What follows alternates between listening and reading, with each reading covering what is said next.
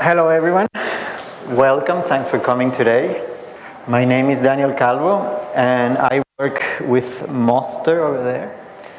We are a design and art and technology studio. But originally I was hired to make like a projection, not interactive, more like an immersive projection space for a big exhibition in Australia with the National Museum of Australia, and it was an exhibition about songlines, which is the same topic that we're showing here today. But this was a much bigger exhibition, an arts exhibition made by the Aboriginal community, some Aboriginal communities in Australia, on Western Australia. And we worked with them and we created a part of that exhibition. And after that, that was, 10 years ago maybe. And after that, it kind of started making sense that some of the elements that were part of the exhibition could be turned into a different kind of exhibition. That's the one that you see here today, which is more on trying to have digital artworks, films, and other components that are easier to transport. This exhibition, this huge exhibition, is these massive, amazing paintings done by the communities there. And it's really complex to kind of make it travel. So we created this exhibition as a kind of ambassador to that bigger exhibition to kind of like get people to have an idea and some kind of connection to what songlines are in Australia. It's very particular, a very particular cultural construction. But that's where we're here today for. It's like a small part of a bigger exhibition, but the idea here is to get people to connect to some of these ideas of what Aboriginal and Indigenous communities in Australia, what they are like. But if we rewind a little bit, so again, my name is Daniel, and I'm the director of this studio, and some of these images, this stuff that we have done is cool to see, but we like doing things where people can walk into a space and things change, like the perception of the world they're in, they get transported to somewhere else. They get to see their world turn into something different. There's a lot of ways to do that with technology now. People use like VR and stuff like that, but we really like the connection of people being in one place, sharing that thing together. So instead of trying to get someone to wear a headset or augmented, like use devices and things like that, we want people to share an experience in a real world space. So a lot of the work that we have done is kind of related to that. Today I want to talk about a couple of things. On the one side is this work that we do as a studio and that I do as an artist, and how it's all done by the use of technology. And then the second part of the talk I want to have is more how we did this specific work for this, and we helped create this exhibition, collaborating with First Nation communities, with Indigenous and Aboriginal communities, and how that kind of work that we do with technology and art and design, how these two things, like very old traditional things, can work with very new techniques and new mediums that we are presenting here in this exhibition. So to start with, I'm the director. I do a lot of things that have to do with this creative work that we do at Mosster. I was never really officially trained. I didn't go to university. I just had a bit of an affinity with technology. I enjoyed using computers since I was very young. In fact, and I think that for me, technology is really, it's a tool, right? You can do all kinds of things with it. But for me, it was a very empowering tool when I was a kid. When I was a child, there were computers around, but the video games, I liked video games, but the video games that we had were video games where you have to type stuff to happen, like walk to the table, and then the thing, the person will look at the table, get the thing, so you have to work. And I was born in Venezuela, which is in South America, and we don't speak English in South America. We speak mostly Spanish, except Brazil or maybe French Guiana. So I spoke Spanish only. But these were the games that I could have access to. And I just really wanted to play them, but I had no idea what was going on. So me and a friend, we found an English-Spanish dictionary, and we basically taught ourselves English by this really interesting kind of didactic way, which is using video games in which you have to write sentences to actually, let's write them in a different language. What's the verb? What's the adjective? What is it that you're trying to do? So I think I must have been like 10 years old or 11 years old when that happened. And I think that really became an integral part of my thinking. Like, wow, I use this tool, this thing, technology, to learn something that is super useful, right? And from there, I started looking into like all the little programs in the computer, and computers always come with programs like to make drawings, or there was one I really liked was making animations. So you can do like a drawing and then another drawing, and you press play and it, do like a picture of someone walking and things like that. And I played around with it. I never learned to program computers, which I guess some young people had the access to that. Like, wow, I can talk to the computer and make it do things. I didn't learn any of that. I didn't learn to program computers until much later. But that thing stuck to my head. So I had faith in technology. I have faith in the use of digital technology that would empower me to do things. And I loved that, and that never left me. So I kept on playing lots of video games. I later on became a musician when I was in high school, and I really enjoyed playing the guitar with a band. But one time I got tired of carrying amps and instruments and drums, and it was just really complicated trying to get a lot of people to do the thing. And someone taught me like, oh, you can make music in a computer. So I started making, it just made sense immediately because I could just tell the computer to do things, started building things with that.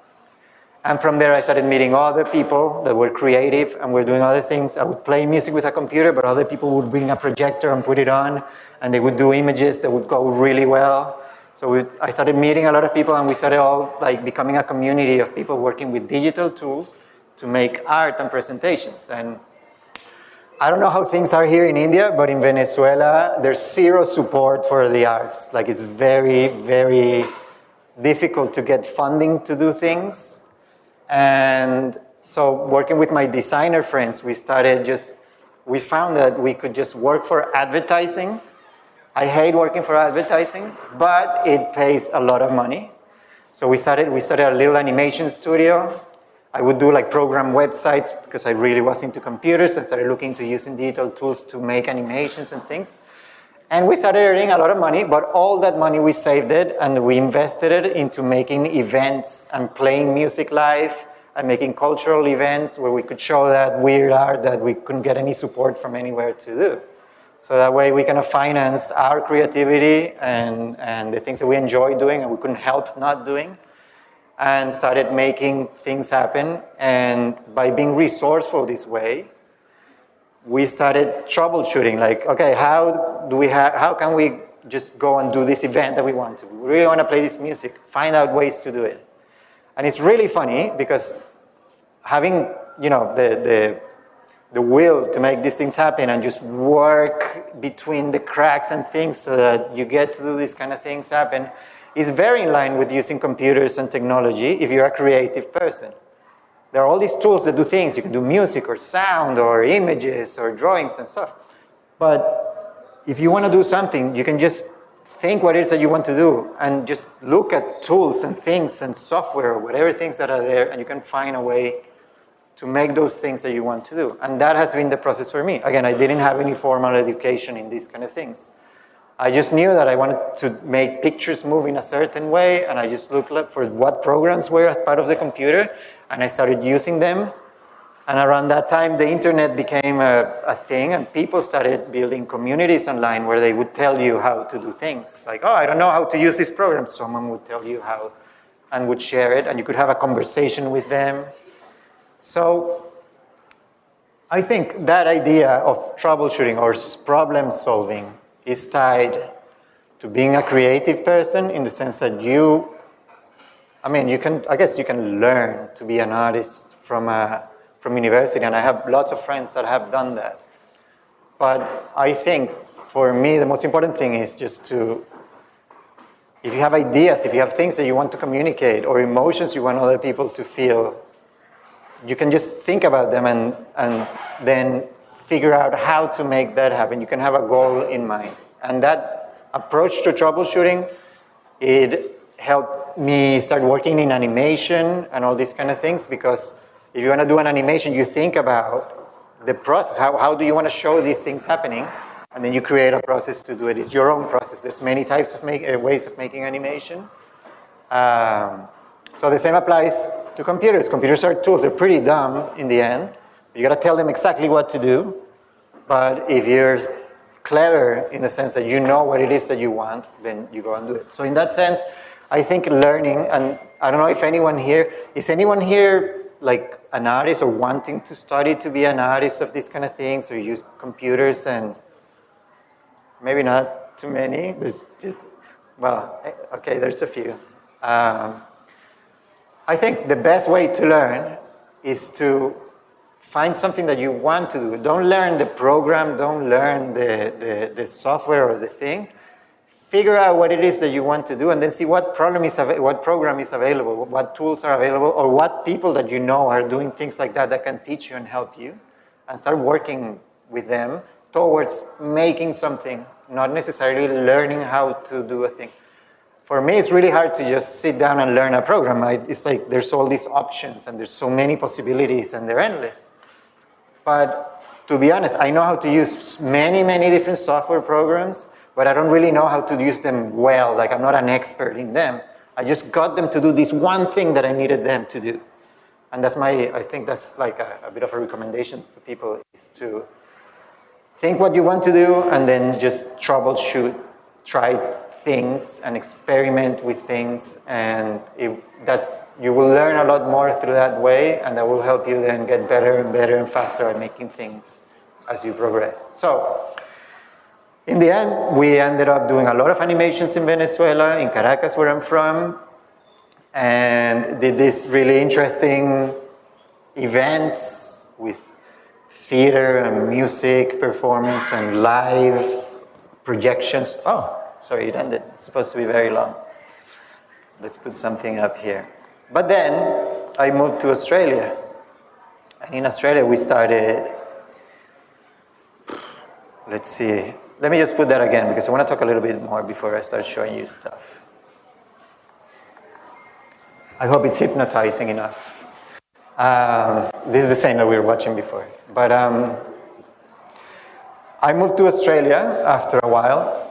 I wanted to just be somewhere else, be close to Asia, actually. And in Australia, my son was born. I had my first son. And I realized I was trying out things again, with digital tools.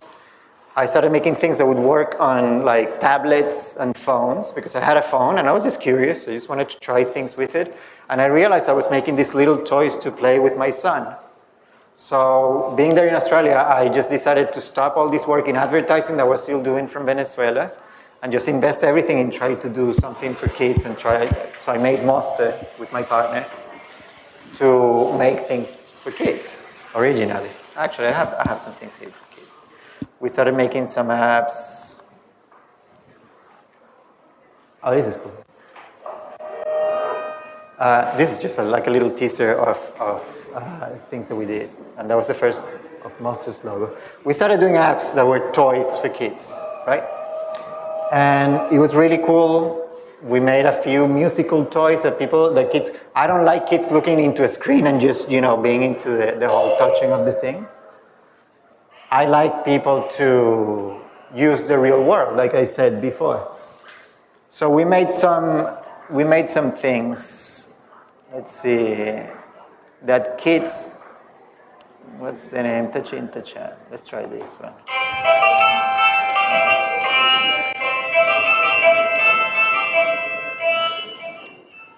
That was too loud. Anyway, we started making things that that didn't go well. We started making things that were physical toys. So we used the sensors and things that were part of in a way that people could play socially. They could do things or use the sensors in the like microphones or things and try to do this more physically into it. And it was really cool. We released them on app stores and they were really popular and it worked really well. That's my son over there clapping very enthusiastically.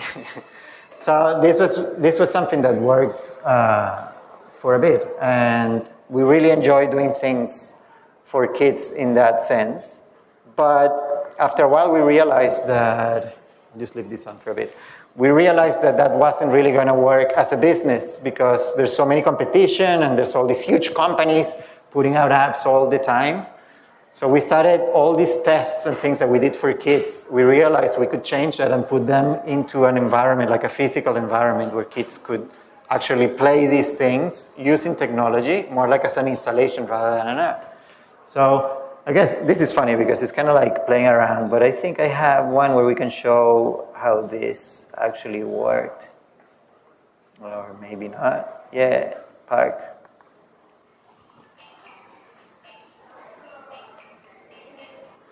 So this is funny because we did a really cool installation out of it, but it came out of prototyping things with kids in our studio. So this is just like a wall we had where we worked and we would bring kids in and we would do these things where they could move their hands and move little things or blocks like that and kind of like play together. And once we started doing this, we realized that we could translate all these things that we were doing for devices and iPhones and things like that, and just do something that's more in the real world and that aligned really well with what we wanted to do, because we didn't want kids glued to a telephone all the time. We'd rather have them be collaborating or having fun together or talking about the stuff that they were doing. So yeah, this is my studio. This is just like where we had the desks and everything. We would bring kids in every chance we got to try some things out. And out of that started coming, we finally got an opportunity to start doing actual art in collaboration with kids.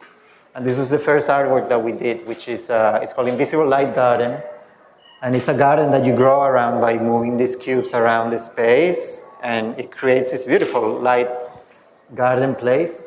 But we did it in collaboration with children. So we did workshops where the children actually made the decisions how things were going to work and how they were going to, you know, how things were going to happen. And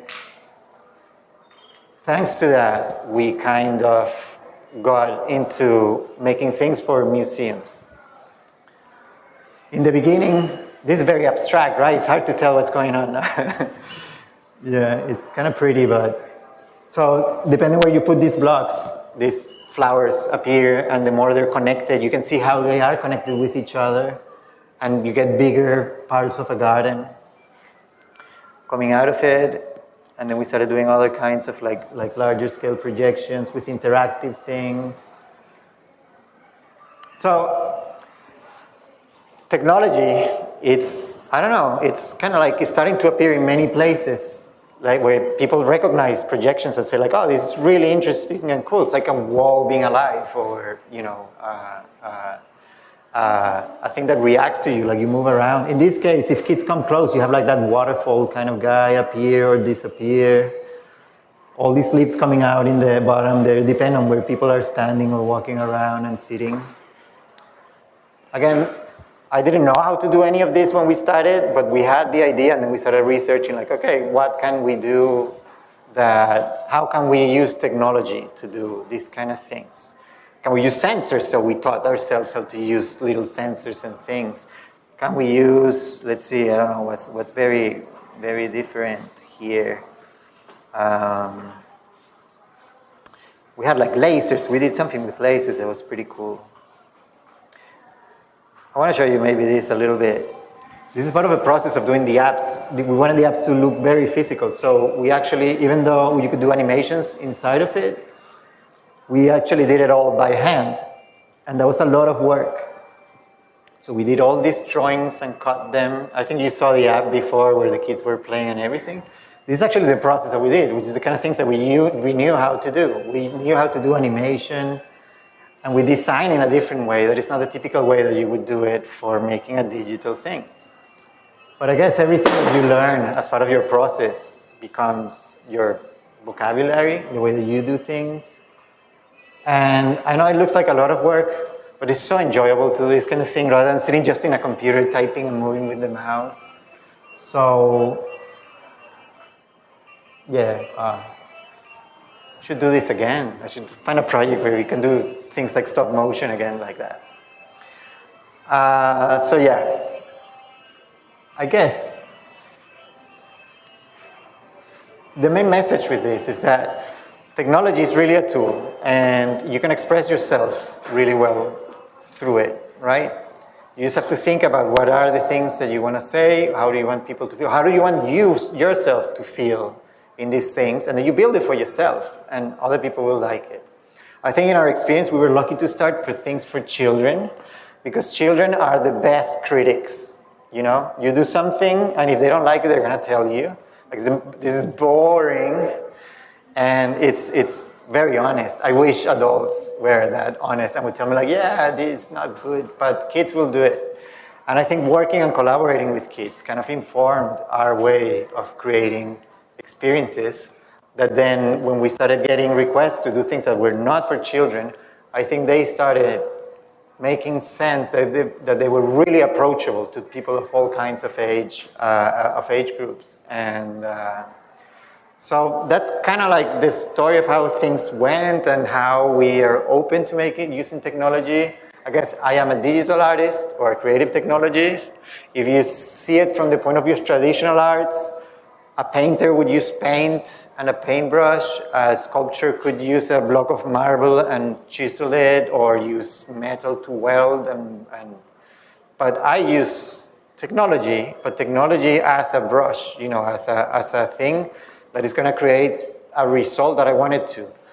It's very hard for me to say like, I want to use this type of technology to create something that just, it doesn't really make sense to me because I just want to do things. I want the end result in my head, and I do a lot of drawing and thinking about it and even testing things with people in real spaces and then get them to see some things. So after working in this, we started working more with museums, and we started a collaboration with the National Museum of Australia. And the first artwork that we did with them is actually part of this exhibition.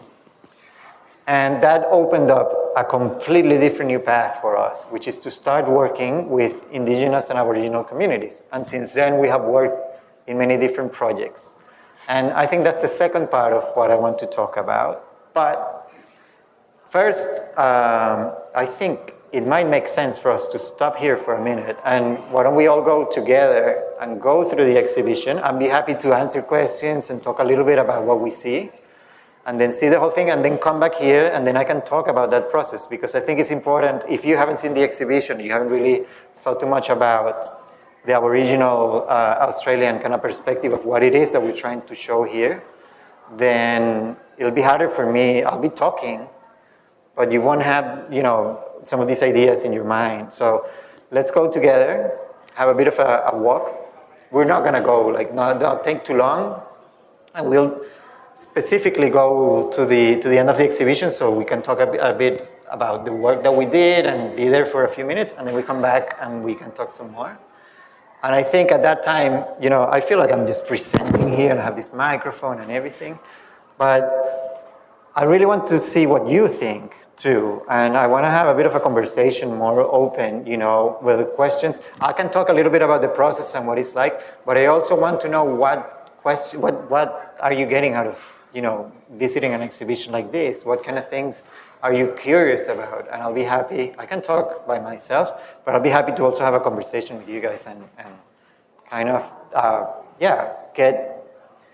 I think the reason for making these songlines, you know, the idea of what a songline is, it's a very complicated and very interesting cultural thing that's been happening for thousands of years in Australia. And it's really hard. I can explain it a little bit, but it's really hard to really understand it intellectually, you know? Like, someone can talk to you about it for a long time, and I think you'd have to be there with the communities and actually understand what it is, how they song, or how they sing their culture and their memory and many things, and what that means to actually really start understanding it. So the purpose of doing these kind of exhibitions, and why I think personally that having projection spaces like places where you go and see, you know, things playing out not with words and an explanation, but by something that you experience yourself, is that you can connect with you can see what you feel when you see that, right? And I think the best thing that I can do in the name of these communities that I worked for and I created this for is their work. It's not mine, really.